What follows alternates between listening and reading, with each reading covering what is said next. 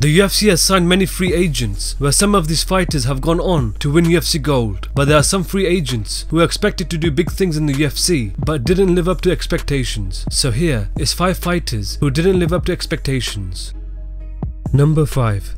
Joe Duffy came into the UFC in 2015 as the last person who had defeated Conor McGregor, where there was a lot of hype surrounding him. He held a professional mixed martial arts record of 13-1, where many expected big things from the Irishman. In his UFC debut, he faced Jake Lindsay at UFC 185, where he won the fight by a unanimous decision. He next defeated Ivan George by submission via a triangle choke in the first round at UFC Final 72. With 2 solid wins, he was given a stiff test as he was matched up against Dustin Poirier at UFC 195. Conor McGregor had previously knocked out Dustin Poirier in the first round at UFC 178. Many expected the same from Joe Duffy, but that wasn't the case. At UFC 195, Dustin Poirier defeated Joe Duffy by a unanimous decision. With Joe Duffy suffering his first loss in the UFC, he had moved quite far away from a rematch with Conor McGregor. He made a successful comeback, defeating Mitch Clark by submission via rear naked choke in the first round at UFC Final 90, and last defeated Reza Madadi by a unanimous decision at UFC Final 107. Even though he is 4-1 in the UFC, many fans had expected him to have a similar path to Conor McGregor, but it just didn't happen. He's still one of the best lightweights in the world, but I believe he has the potential to do big things in the future.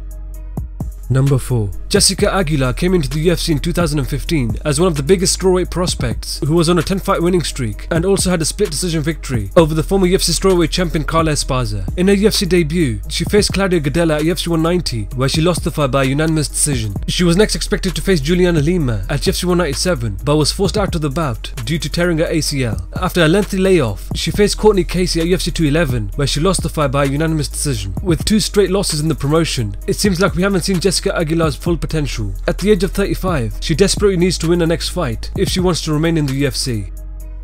Number 3. Jake Shields came into the UFC in 2010 as the former Strikeforce middleweight champion. He was dominant in both the middleweight and welterweight divisions and was on a 15-fight winning streak. In his UFC debut fight, he faced Martin Kampmann at UFC 121, where he pulled off a split decision victory. He next challenged then UFC welterweight champion George St. Pierre at UFC 129, where he lost the fight by a unanimous decision. In his next fight, he was finished by TKO in the first round by Jake Ellenberger at UFC Final 25. He made a comeback and defeated Yoshihiro Akiyama, Tyron Woodley, Damian Maia, and then lost to Hector Lombard by a unanimous decision at UFC 171. After his loss, he was immediately released from the UFC. Although he had a good run in the UFC, he never showed his full potential and definitely had more to offer in the UFC.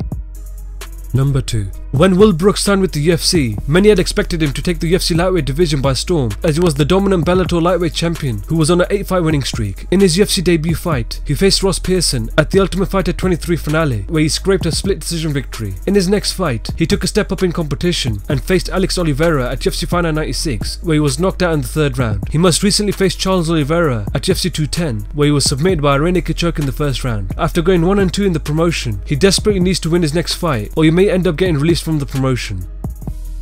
Number 1.